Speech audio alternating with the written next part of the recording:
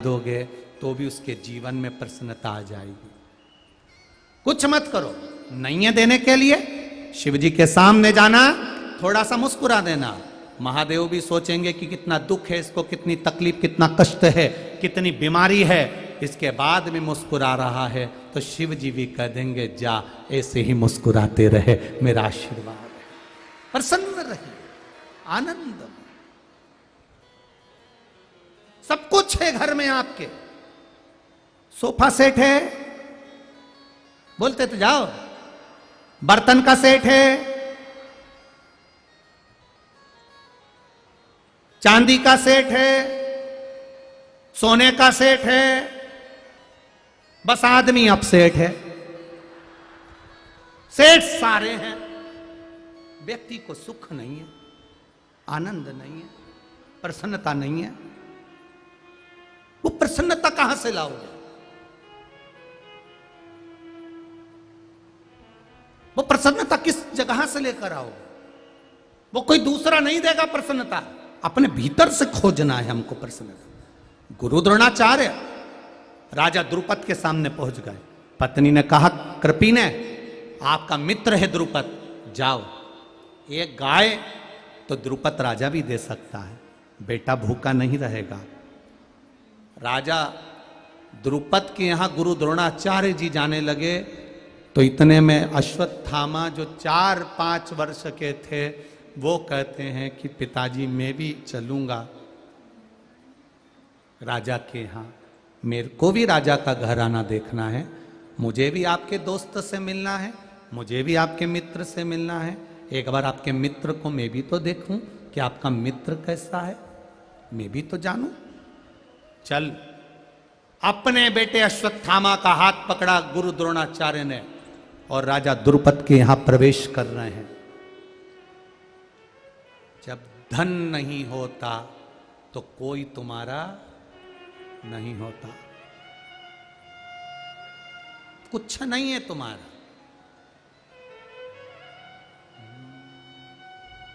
कुछ नहीं।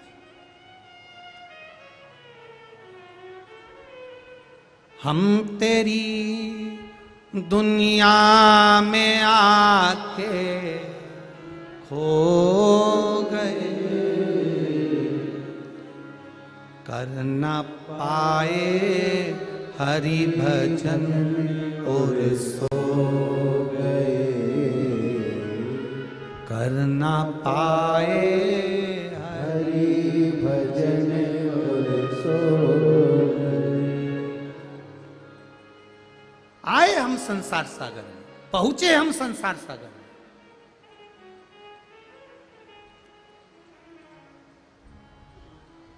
कौन साथ देने वाला, कौन देगा? फिर वही वाली बात, अंत समय प्रभु आना पड़ेगा। हे दीनानाथ, तुम चुप रहो, पहले इनको गाने दो, तुम लोग बोलो अंत।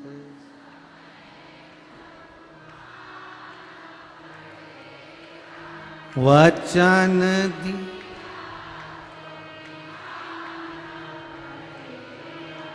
आए ना,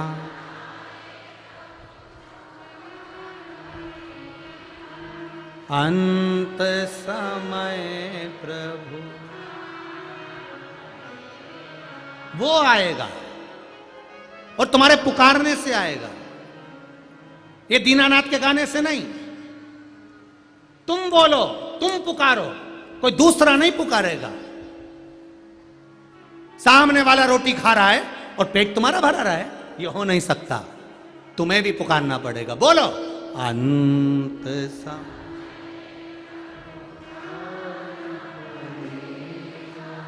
वचन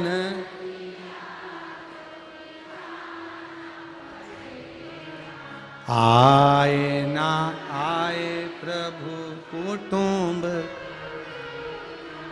अंत समय प्रभु। उसको हमें पुकारना, उसको हमें बुलाना। राजा द्रुपद के यहां गुरु द्रोणाचार्य अपने बेटे का हाथ पकड़ कर ले गए। मुझे आपका मित्र देखना है, मुझे आपका सखा देखना है। एक निवेदन आप सबसे, अपने बच्चे को गाड़ी पर बिठाकर ऐसे दोस्त के घर पर कभी मत लेकर जाना जो तुमसे गालियों से बात करता हो। अपने बेटे को गाड़ी पर बिठाकर ऐसे मित्र के या ऐसी दुकान पर लेकर मत जाना जो तुमसे गाली से व्यवहार करता हो। क्यों? उसका असर बच्चों पर क्या पड़ता है वो देख लीजिए। बच्चे पर पड़ा क्या उसका असर वो देखिए। दुनिया के लोग कहते हैं अश्वत्थामा क्रोध का इतना तीव्र क्यों था? उसको तीव्र बनाने वाला कोई दूसरा नहीं था, उसको तीव्र बनाने वाले ये संसार के लोग थे। आटे का दूध पिला देते थे, उसकी चोटी खींच देते थे, उसको धिक्कारते थे, उसको अपशब्द कहते थे, ताने देते थे। जब दुनिया की ठोकर लगती है, चलते चलते जब ठोकर लगती है तो हमें दो चीजों का अंदाजा होता है कि चलने में अड़चन कितनी है, और दूसरा ये अंदाजा लगता है कि हमको संभालने वाले हाथ कितने हैं। ये देखा जाता है, ये देखा जाता है। चले, जो मित्र गाली से बात करता हो, जो मित्र गाली देता हो, उसके साथ में अपने बच्चे को लेकर उसके पास ना जाइएगा, उसके पास ना बैठिएगा। वो गाली से बात करेगा, आपके बच्चों पर व्यवहार गलत पड़ेगा, माना जाइए। महाराज शिव कथा कर, भगवान देवाधिदेव महादेव का गुणगान कर रहा है। द्रुपद राजा के यहां पर गुरु द्रोणाचार्य अश्वत्थामा का हाथ पकड़कर पहुंच गए। दरवाजे पर खड़े हुए द्वारपालों से कहा, जाकर कह दो द्रोणाचार्य आए हैं, द्रोणाचार्य आए हैं, गुरु द्रोणाचार्य आए, जाकर कहिए। उन्होंने ये नहीं कहा कि गुरु द्रोणाचार्य हैं, उन्होंने कहा जाकर कह दो द्रोणाचार्य आए। मित्र के यहां पर जाओ तो अपनी शान सत्ता दिखाने की जरूरत नहीं पड़ती कि आपका वैभव क्या है, आपकी सत्ता क्या है, आपका पद क्या है, आपकी प्रतिष्ठा क्या है।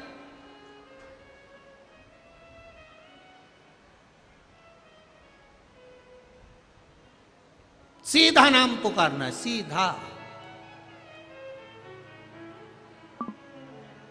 कहीं कहीं कथा करने जाते हैं मुखिया जी, कहीं कहीं कथा करने जाते हैं तो वहां लिस्ट देते हैं, आपके सम्मुख में भी कई बार आया होगा ऐसा, श्री श्री 1008 ये वो फलाना ढिमका ऐसा वैसा वैसा वैसा, फिर जाके उनका नाम आता है।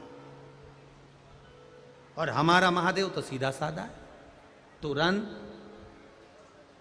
3 मित्रों में लड़ाई हो गई, तीनों में लड़ाई लड़ ली है। देखे जरा कौन पहले आता है। उन्होंने जम के पुकार लिया, राम जी आओ, भगवान विष्णु जी आओ। और तीसरा बैठा था, महादेव। इतनी देर में महादेव आ गए, राम जी आए, विष्णु जी आए। पहले नंबर का बोला, राम जी मैंने आपको बुलाया था, आप इतनी देर क्यों कर दी है? राम जी बोले, तूने क्या कहा था, राजा राम आओ। अब राजा जाता है तो पहले सैनिक मैनिक सबको बुलाता है, अकेले थोड़ी ना चले जाता। आऊँगा, सत्ता के अनुसार आऊँगा। भगवान विष्णु भी आएंगे तो बैकुंठ से आएंगे, पर ये महादेव तो कंकर संकर में बसा हुआ है। प्रत्येक जीव की जो श्वास चल रही है उसमें बसा हुआ है। तुरंत कहा जाता है मेरा महादेव। जैसे ही बोला मेरा महादेव, सम्मुख में आकर खड़ा हो जाता है। वो महादेव, वो महादेव। राजा चंद्रसेन के यहां छोटा सा बच्चा मचल गया, शिवलिंग मट्टी का तोड़ दिया गया। उसकी मां ने शंकर का शिवलिंग फेंक दिया, तोड़ दिया। बच्चा रोता रहा, मुझे शिव चाहिए, मुझे शिव चाहिए, मुझे शिव चाहिए। और वो टूटे हुए कंकर कंकर में से शंकर प्रकट हो जाता है, उसी का नाम महाकाल हो जाता है। वो महाकाल प्रकट हो गए, कालाधिपति। महाकाल के जन्म की कथा क्या है? एक बच्चे के लिए प्रकट हो जाता है वो कालाधिपति, एक बच्चे के। और वो ही बच्चा बाद में नंद बाबा के रूप में प्रकट होता है। उनके घर में भगवान कृष्ण आते हैं। वो साधारण नहीं है। जो शिव को जान गया उसे राम कृष्ण मिल गया। हमारे शिव जी को बहुत लंबा नाम बोलने की जरूरत नहीं पड़ती। हमें नहीं बोलना ये लंबा नाम बोला जाता, श्री श्री श्री ये वो ये। अरे सीधा बोलो ना, राम कृष्ण शिव। 1-2 अक्षर का, 2 अक्षर का नाम पड़ा है, पंचाक्षर का, मुख से बोल लिया, खत्म। नमः शिवाय, ओम नमः शिवाय। राम कृष्ण मुख से बोल लिया, साधारण, बिल्कुल सीधा।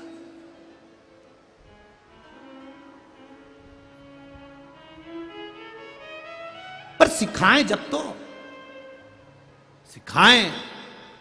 राजा द्रुपद के यहां पर बोल दो जाकर, द्रोणाचार्य हैं। द्रोणाचार्य जी, राजा द्रुपद ने कहा बुलाओ अंदर।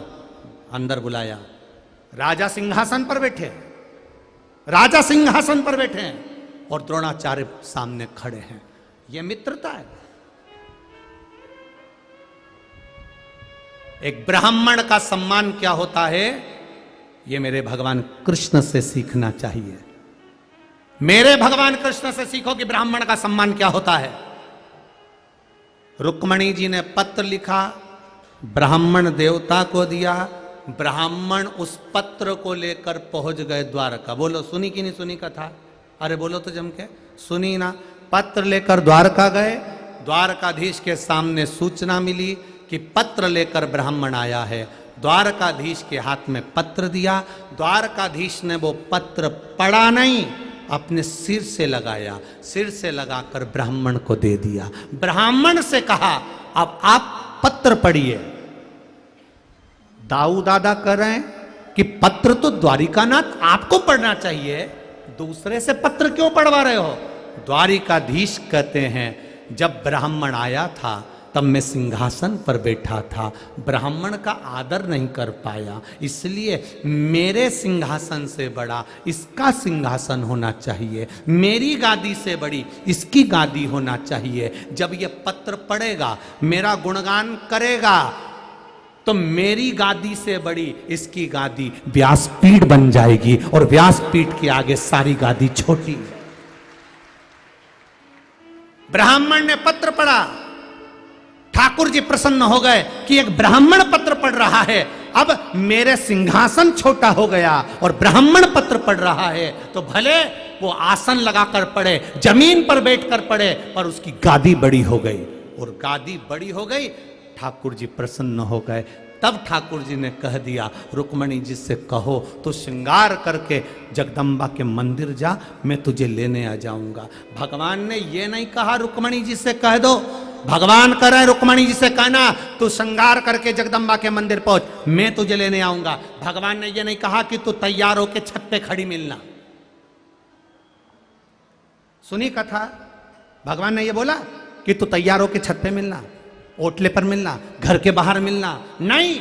भगवान ने कहा तू जगदम्बा के मंदिर पर मिलना, मैं तुझे लेने आऊंगा। भगवान कहते हैं जो परमात्मा के मंदिर तक जाता है, भगवान कहते हैं फिर उसके दरवाजे पर मैं खुद लेने के लिए पहुंच जाता हूं। ये सीख हमें श्रीमद् भागवत देती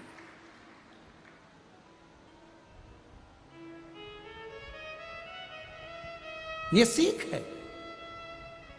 अब कहा द्रुपद राजा से, गुरु द्रोणाचार्य कह रहे हैं मैं आया हूं। द्रुपद सिंहासन से नहीं उठे,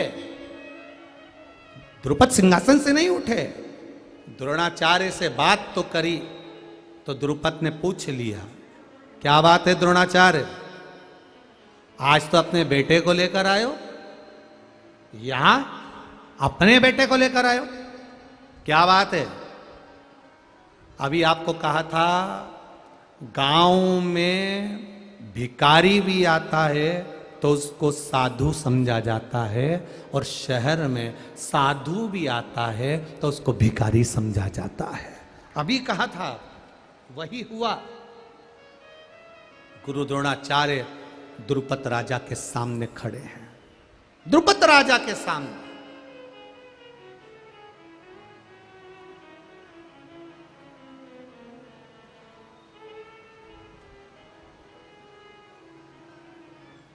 क्या चाहिए,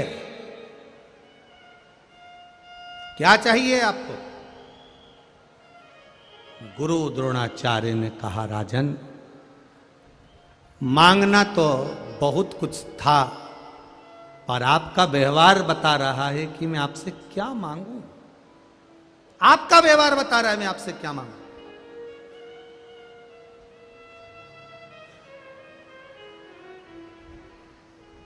क्या मांगूं मैं आपको? और आपसे निवेदन है, किसी दुनिया के लोगों के सामने जाकर हाथ मत फैलाना।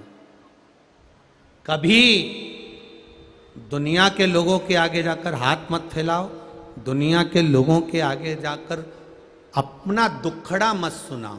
अगर सुनाना है अपने दुखड़े को, अपने दिल की बात, तो कभी किसी बेलपत्र का वृक्ष हो, उसके नीचे 2 मिनट बैठ जाना और श्री शिवाय नमस्तुभ्यम या पंचाक्षर नमः शिवाय या षडाक्षर ओम नमः शिवाय को थोड़ी देर, ज्यादा नहीं बोलूंगा, 2 मिनट मौन होकर बैठना।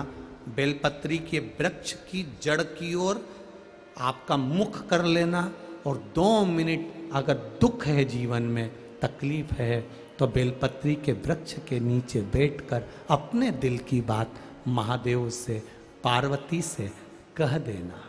अपने दिल की बात कहो।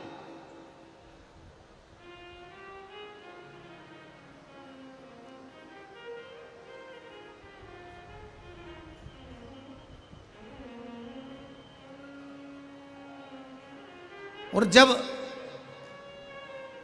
अपने दिल की बात आप महादेव से कहोगे, केवल बेलपत्री के वृक्ष के नीचे बैठकर, बेलपत्र के वृक्ष की छाया में बैठकर अपने हृदय की बात कहने का प्रयास करिएगा। और एक बात आज फिर कहना चाहेंगे, जितने लोग आए हैं जरा दिल से स्मरण करें। समस्या भारी है तो भी 1 लोटा जल आप बेलपत्री के वृक्ष के नीचे लेकर बैठे हैं।